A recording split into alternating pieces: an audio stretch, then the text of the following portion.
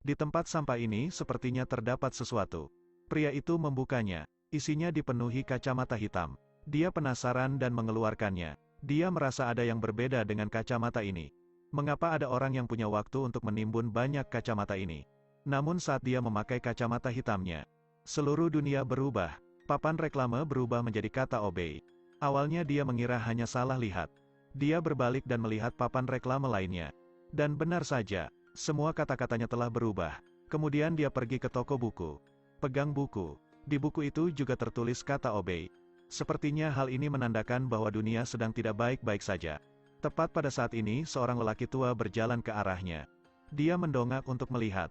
Dia terkejut saat melihat orang tua itu adalah alien. Smith tidak percaya. Dia melepas kacamata hitamnya. Orang tua itu kembali ke wujud manusia. Untuk memastikan bahwa dia tidak salah lihat, dia memakai kembali kacamatanya dan menatap sekali lagi. Dia masih melihat lelaki tua itu sebagai alien. Tapi bos terlihat sebagai orang normal. Uang di tangan bos juga berubah menjadi kertas. Smith panik dan buru-buru meninggalkan toko buku. Dia memasuki supermarket. Tapi begitu dia masuk, dia melihat ada manusia lain yang tampak seperti alien. Sekarang Smith melihat ke televisi. Ada alien yang sedang menyiarkan berita. Tiba-tiba ada wanita tua yang menyenggol Smith. Tapi dia tidak tahu bahwa Smith dapat melihat wujud aslinya. Smith membocorkan identitasnya saat itu juga. Di luar dugaan, wanita tua itu segera melaporkan kemunculan Smith menggunakan gelang di tangannya. Melihat itu, Smith langsung kabur. Dia berlari ke jalan utama. Seorang polisi berusaha menangkap Smith. Hal ini menyebabkan kekacauan. Dia merasa sepertinya akan ditangkap. Beruntung dia telah belajar seni bela diri selama 10 tahun. Smith tidak akan mudah dikalahkan.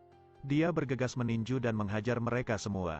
Kemudian curi senjata mereka, tembak mati mereka di tempat. Setelah Smith mengambil semua senjata dari mobil polisi, dia akan bersembunyi di bank agar tidak tertangkap. Tapi dia tidak menyangka situasi di dalam bank lebih rumit dari kelihatannya. Ada banyak alien di bank. Melihat situasi ini Smith mengatakan bahwa mereka sudah dikepung. Tapi tiba-tiba mereka mengarahkan senjata ke arahnya. Dan kemudian menembaknya. Smith juga tidak menyerah. Dia bertekad untuk menembak kembali. Sekarang dia melihat salah satu alien sedang memanggil rekan-rekannya datang. Dia baru saja akan mengangkat senjatanya untuk menyerang. Alien segera menghilang. Tidak ada cara lain. Smith hanya bisa melawan. Dalam perjalanan dia melihat sebuah benda terbang. Benda itu merekam kemanapun Smith pergi. Sepertinya Smith menjadi buronan di mata mereka. Tiba-tiba ada seseorang yang menghentikan jalannya. Smith melihat bahwa dia bukan alien. Katakan padanya untuk meletakkan senjatanya dan pergi dengan cepat. Di tempat parkir dia menculik seorang gadis. Untuk bisa kabur dengan selamat Smith terpaksa melakukannya. Dia melihat bahwa wanita ini adalah orang biasa. Dia sedikit lega, tapi dia tidak tahu gadis bernama Holly ini juga bukan manusia.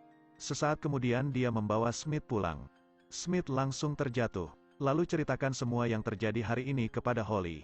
Meski dia percaya bahwa alien itu ada, tapi Holly dengan tenang mengatakan bahwa dia bekerja di stasiun televisi. Smith ketakutan setelah mendengar itu. Kemudian dia dipukul dan didorong hingga terjatuh dari ketinggian 10 meter. Beruntung Smith masih kuat, tapi kacamata hitamnya hilang. Holly menelepon polisi. Polisi langsung bergegas ke rumahnya. Dia tidak dapat melarikan diri. Dia hanya bisa lari ke lokasi konstruksi tempat dia dulu bekerja. Cari rekannya untuk meminta bantuan. Tapi rekannya itu hanya melihatnya dan berkata, "Kau harus lari sekarang. Sekarang kau adalah kriminal yang sangat dicari." Smith bercerita tentang alien, tapi dia tetap tidak percaya. Smith telah berada di tempat kacamata hitam itu disembunyikan. Peti ditarik keluar dari mobil. Dia mencoba untuk menasehati Smith, tapi Smith tidak mendengarkannya. Untuk meyakinkannya, Smith memberinya kacamata. Dia memintanya untuk memakai kacamata hitam.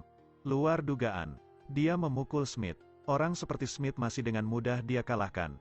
Pastikan dia memakainya. Dia menjatuhkannya ke tanah. Tapi saat dia masih enggan memakainya, Smith memaksanya untuk mengenakan kacamata hitam. Kemudian bawa dia untuk melihat ke kejauhan. Dan benar saja, dia terkejut saat melihat semua alien. Dia juga ketakutan dan tidak berani pergi ke lokasi pembangunan lagi. Mereka pergi ke hotel untuk menyewa kamar. Tempat tinggal sementara mereka di sini. Kenakan kacamata hitammu. Perhatikan baliho di luar. Dia melihat billboard yang bagus sebelumnya. Sebenarnya, itu semua spanduk cuci otak dari alien. Mereka berbicara sepanjang malam, analisis kerumunan yang berpenampilan manusia. Dan itu karakteristik normal orang biasa. Karena mereka adalah orang miskin. Mereka semua dikendalikan oleh alien. Setelah dimanipulasi oleh billboard dan program televisi, mereka semua menanamkan dalam diri mereka rasa putus asa. Tujuannya agar manusia tidak bisa berpikir. Sampai di mana mereka keluar untuk membeli sarapan. Ada orang lain yang juga mengenakan kacamata hitam. Setelah kalian berdua saling membenarkan identitas, pria itu memberi mereka kartu nama. Beritahu mereka bahwa ini adalah tempat persembunyian manusia. Dan suruh mereka merahasiakannya. Tunggu hingga hari gelap dan mereka berdua akan berangkat tepat waktu. Setelah memastikan bahwa tempat ini aman, ada seorang wanita yang datang. Beri mereka sepasang softlens versi terbaru. Bukan hanya sulit dideteksi, tapi ini juga bisa melihat alien. Setelah mereka berdua memakainya, pria tadi datang untuk memberitahu mereka bahwa dia adalah tim kepala di sini. Mereka dibawa ke gudang senjata untuk menemukan senjata yang mereka sukai. Ada juga jam tangan yang bisa mendeteksi alien. Jika ada bahaya, mereka bisa berteleportasi ke tempat lain. Setelah semua orang memiliki senjata, Kapten Tim mulai menyebarkan tugas untuk malam ini. Selama diskusi, Smith melihat Holly yang turun dari lantai atas. Dia maju dan ingin menjelaskan. Tapi Holly segera meminta maaf padanya. Dia juga mengatakan bahwa dia menggunakan kacamata hitam untuk melihat dunia dengan jelas.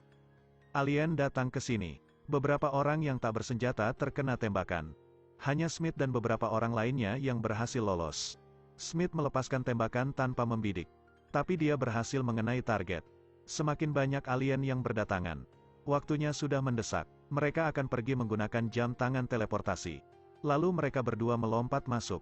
Pintu teleportasi tertutup. Mereka tidak tahu bahwa mereka tidak sengaja naik ke markas rahasia alien. Mereka mengikuti jalan menuju aula. Di dalamnya ada alien yang menyamar sebagai manusia. Keduanya memasuki aula pesta. Mereka diidentifikasi sebagai alien baru. Lalu ajak mereka berdua berkeliling. Mereka melihat sebuah ruangan. Ada perangkat untuk mengirim alien. Saat itu dia mengirim mereka ke ruangan lain. Dan ini adalah tempat siaran TV berlangsung. Saat dia mengungkapkan kepada mereka berdua bagaimana mereka mengendalikan umat manusia. Tak disangka, mereka berdua langsung membunuh penjaga. Saat keduanya sedang menginterogasi, pihak keamanan tiba-tiba menerobos masuk. Mereka segera menembaknya. Sang pemandu juga segera melarikan diri. Saat ini mereka ingin mengalahkan alien. Mereka hanya bisa menghancurkan stasiun penyiaran. Sehingga siaran langsung tidak bisa dilanjutkan.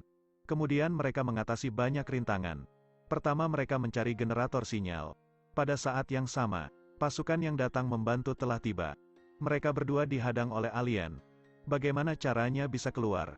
Pergi ke atap. Tanpa diduga, ketika dia baru saja pergi, tiba-tiba Holly mengeluarkan senjata dan menembaknya hingga mati. Setelah itu Smith akan menghancurkan pemancar sinyalnya. Holly mengambil pistolnya dan pergi ke arah Smith. Sepertinya pangkalan rahasia manusia telah terungkap. Jadi dia juga akan terungkap. Holly mulai mencuci otak Smith. Jika kau tidak melawan, maka bergabunglah. Tapi Smith menolak. Dia mengangkat senjatanya dan menembak Holly. Lalu hancurkan pemancar sinyal. Tapi dia juga ditembak oleh alien. Sebelum meninggal, dia tidak lupa mengucapkan selamat tinggal kepada alien. Setelah itu, tidak ada lagi pemancar yang mengganggu manusia. Akhirnya bisa terlihat bagaimana wajah asli mereka. Jadi jika kalian adalah karakter utama dari film ini, apakah kalian akan memilih untuk bergabung atau melawan? Cerita pun berakhir. Terus ikuti Edelweiss Review untuk mendapatkan update cuplikan film berikutnya.